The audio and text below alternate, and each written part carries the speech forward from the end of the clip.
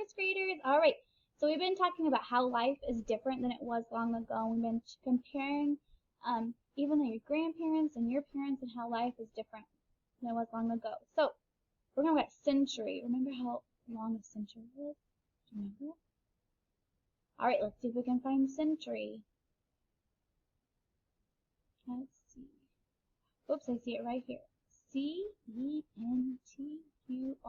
century. Look how many syllables in century. Ready? Century. 3. All right. Sign past. Past. Let's see. Oh, I see it. Do you see it? P-A-S-T, past. What's past mean? That's right. It means happened long ago. Future. Future. And future.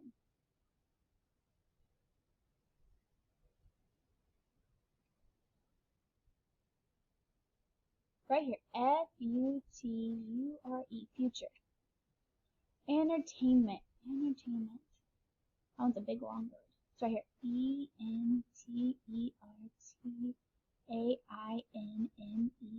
Entertainment. And present means it's happening right now. P-R-E-S-E-N-T. Alright. Remember, when we are unclear of things, we can reread something. So we're going to reread The Last Train.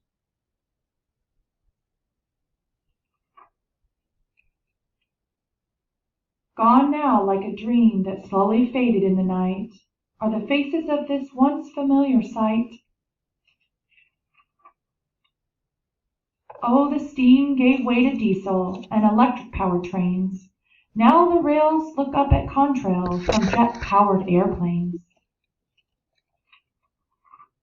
A blast of steam, the whistle screamed its mournful last refrains. Long silent, though its echo still remains. Author's note. As a young boy, I would often accompany my parent to the local railroad station to await the arrival of a family member or guest that was coming to visit us. The station itself was, and once again is, thanks to the efforts of those who have restored and cared for it, very much like the one that Wendell has so wonderfully painted for you in this book. Another of my early memories is that of spending summer nights at my grandparents' farm, and hearing a train whistle off in the distance, as I was lying in bed before going to sleep. When I was 6 years old, my grandmother took me on a vacation that involved crossing a huge expanse of Canada via railroad. It is funny how some details that I remember from that trip might seem so insignificant, yet they have left indelible memories. Things like the funny-looking key that the porter would use to lower our bunks from their daytime positions, the steaming porcelain bowls of oatmeal and small, silver-plated pitchers of cocoa, proudly emblazoned with the railroad company's logo, or the smell of hot grease you would encounter as you crossed from one car to another. All those memories are like a vivid collage of sights, sounds, smells, and emotions that remain forever clear in my mind. As much as the artifacts of the railroad left their impression on me, the people of the railroad left an even greater one. While I never knew the conductors, engineers, or porters' names, I certainly came to know their cheerful smiles and kind ways. What child did not love singing "I've Been Working on the Railroad"? For me, other railroad songs would follow, like the Wabash Cannonball.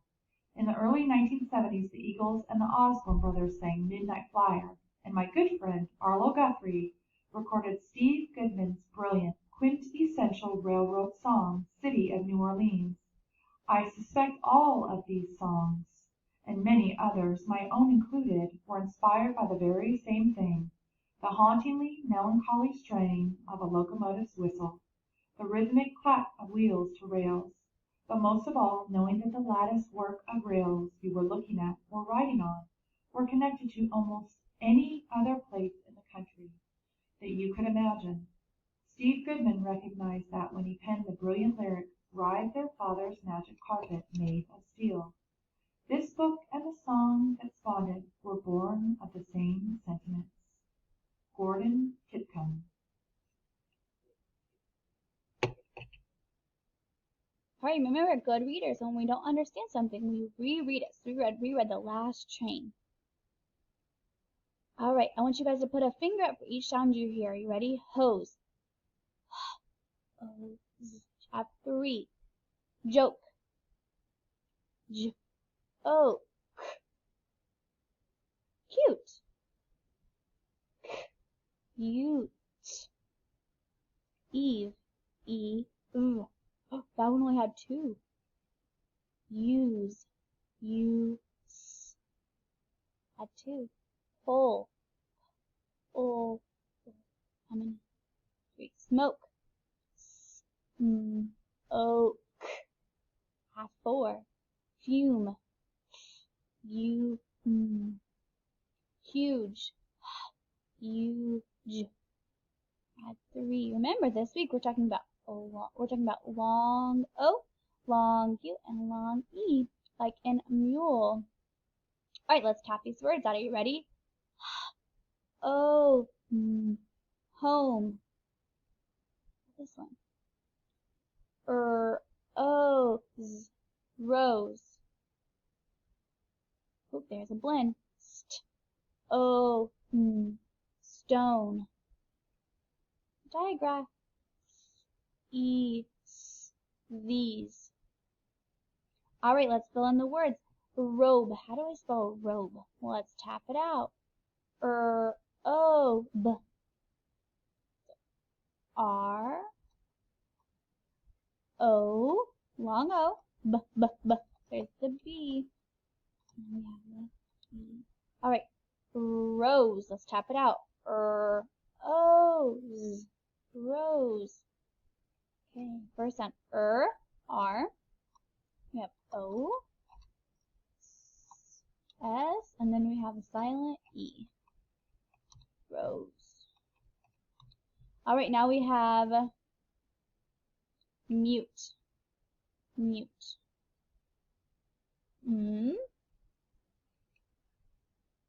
U, T, and then E. And then we have a sand dune, a dune. D, U, N. Okay. So D, U, N, E. All right, let's read these sentences. Ready? Steve smells a rose with his nose. Let's see how many words are in there. 1, 2, 3, 4, 5, 6, 7 words in that sentence. Okay, let's see if we can find some long E words. Long O. There's Steve. There's rose, and there's nose. Does rose and nose rhyme? That's right, they do. This cute home can use a new stove. How many words? 1, 2, 3, 4, 5, 6, 7, 8. Cute. Home. Stove. Those all had the long vowel. All right, let's say these words. Sometime today you guys could rainbow write them or find a piece of paper or write them at home. Try to find somewhere to write them. Are you ready? Hope. H-O-P-E. Hope. What's this word? Nose. N-O-S-E. Nose. Note. N-O-T-E. Note. Rope. R-O-P-E. Rope. Cute. C-U-T-E. Cute. Cube. C-U-B-E. Cube. Nice. N-I-C-E. Nice. Ledge. L-E-D-G-E.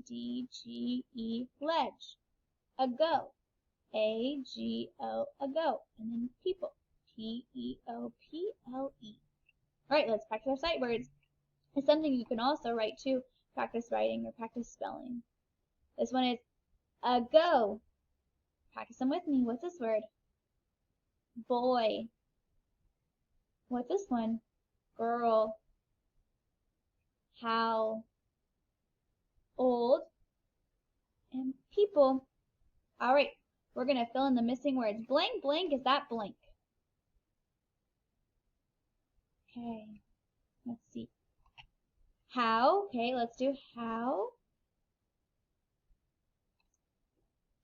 Capital, start the capital letter because it's the beginning of the sentence. How old, okay, so we used old, so how and old. So we have ago, boy, girl, and people. How old is that? Well, we could be boy or girl. Let's keep problem solving. Let's figure it out. Ready? I met a blank named Eve 5 days blank. So is Eve a girl or a boy? I would say girl. So we're going to put I met a girl named Eve 5 days ago. Look, we problem solved. So what would this one be? Boy. How old is that boy? B-O-Y. And then lots of blank went on a hike. Lots of people. Alright guys, you guys are going to reread a story called Long Ago and Now. And you guys are going to talk about how life is different from long ago and how it is the same. Okay, and it's called a Venn diagram. So now and long ago. Remember things that are in common in the middle. I want you to tell me about 3 things when you read the story, how things are now and how they're long ago. Compare and contrast. Alright. We're going to talk about is and are the stove blank able to fit many pots. The stove is able to fit many pots. Jack and Jim are swimming. She blank telling a story. She is telling a story. We blank sitting in our classroom. We are sitting in our classroom. Tonight, Molly blank going to sleep early. Tonight, Molly is going to sleep early. Alright, remember in commas. So today is Sunday, comma, because after the day of the week. June 6th, comma, because after the day of the week, and then it's the year. So today is blank, blank, blank.